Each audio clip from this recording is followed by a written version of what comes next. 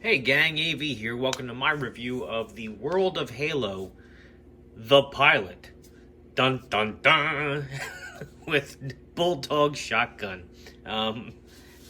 Does say just the pilot, so that's very ominous. Anyway, here he is out of the packaging. His packaging isn't very collector friendly, so I really had to rip him out of there in order to get the review done. So I do that off camera. Here is the packaging, speaking of which, just says the pilot with Bulldog Shotgun there at the bottom. Everything else about the packaging is pretty generic for the line, including the back. It just has a product, just some artwork of Master Chief there on the back. Nothing really on the sides, legal stuff on the bottom. Not much else to say about it. Here's the figure himself, but before we get to him, we're going to have a look at two of the other things he comes with, namely his figure stand, which is very nice. It has 2 foot pegs, two-tone paint job on there. This one looks like it's got some foliage, maybe some grass. And it has these tabs on all the sides so that if you have 2 bases, you can link them together. This is something I gush about on the Hiya Toys Injustice figures and the Predator figures and whatnot.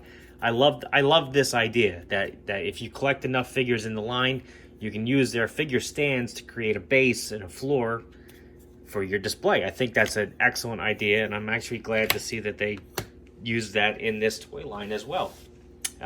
He also comes with a in-game add-on, which has the instructions there on the back.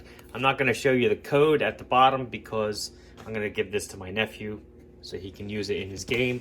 I've explained in previous Halo videos that I never actually played the game. I don't have an Xbox. I've always been a PlayStation person, but the figures look pretty cool, so that's why I made the purchase I did. So anyway, last but not least, he also comes with his shotgun, which has some decent sculpt on it. It's not too bad. It's made of a kind of a pliable plastic. It's very forgiving. It's the type of thing that would get warped easy if you're not careful. And it does have a little bit of paint application on the front handle and the muzzle, as well as the drum. It has this massive peg here on the side, and that's for storage on the back of the figure.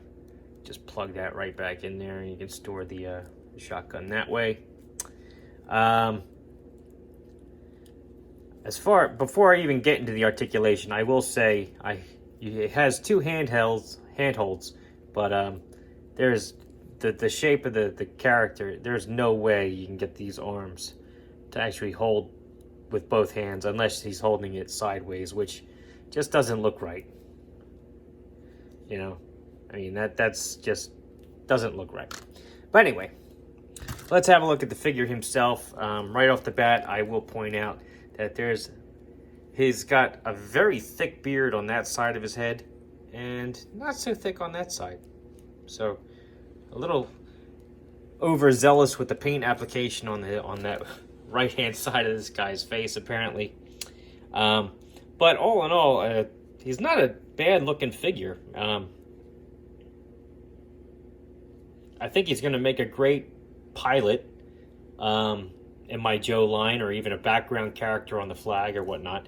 That's why I purchased them. I've never played the game. I don't even think they came out with a Halo ship for him to be the pilot of. So maybe in the future, but we'll see. Anyway, his articulation is pretty impressive considering the fact he's only at $10. His head is on a barbell joint, which allows for a great range of motion. He does a full 360. He can look up, he can look down, he can tilt from side to side. So you can get some expression out of him. I will note that the neck is actually pretty shallow, so taking his head off is relatively easy, which is a little unfortunate. Arms. This is about as far down as they go, so they're always sticking up a little bit because of his flight jacket, I guess. They do a full 360. They can go up about that high.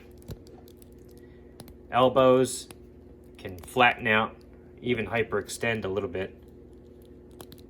Bend about 90 degrees. They also have a full 360 rotation there at the elbow as well. Wrists, full 360 degree rotation. They also have a hinge, which gives a great range of motion there. He has the diaphragm joint, which offers some wiggle room up there, but again, it's kind of hindered by his flight jacket. He does appear to have a waist swivel as well. However, mine is so freaking stiff, and the diaphragm joint is where he wants to pivot at regardless, no matter how much pressure I apply. I don't want to break the figure, but not that I think I'm going to, but I just can't seem to really get that waist swivel to work properly on mine. It just seems to be a little hindered for some reason, but it is definitely there. Legs, kick his leg up about that high. Back a little bit, kind of hindered by the sculpt of his rear end. He can do the splits about like that. He has an upper thigh swivel, which will do a full 360 degrees. He's got double jointed knees, which if you go to the extreme, he can actually get his heel all the way back, which is very impressive. Ankles, he can point his toes down, just about straight down. He can point his toes up pretty well, and he's got a rocker joint here at the bottom. Excellent articulation on these guys, and for $10, between that and the sculpt, they're pretty good figures. Very good figures for the money, especially if you're just looking for background characters. Now, for size comparison, here he is next to a vintage G.I. Joe figure, 3.75 scale. The scale's pretty good with him, actually. A vintage collection Star Wars figure, Luke Skywalker, who is always a little on the short side, but whatever. Here he is next to a more modern G.I. Joe figure. Scale's pretty decent with him, I think. A Boss Fight Studio Night Blank. A Marvel Universe Captain America, who's noticeably taller. And because these figures are in the same toy line and the same 1/18 scale, it is worth pointing out that the Master Chief is noticeably taller than the pilot human figure. So, all in all, I think he's a great figure. Whether you're into Halo or not, I think he's going to make a good addition to your 1/18 scale collection, especially if you throw him in the pilot seat of one of your planes, or even as like a crewman on the flag, or what have you. That's probably where he's going to end up for me. And at $10, that's a pretty reasonable price. So anyway, this has been AV. This has been my review of The Pilot. Dun, dun, dun. And if you like this video, check out my channel. If you like what you see there, then please subscribe. And as always, thanks for watching.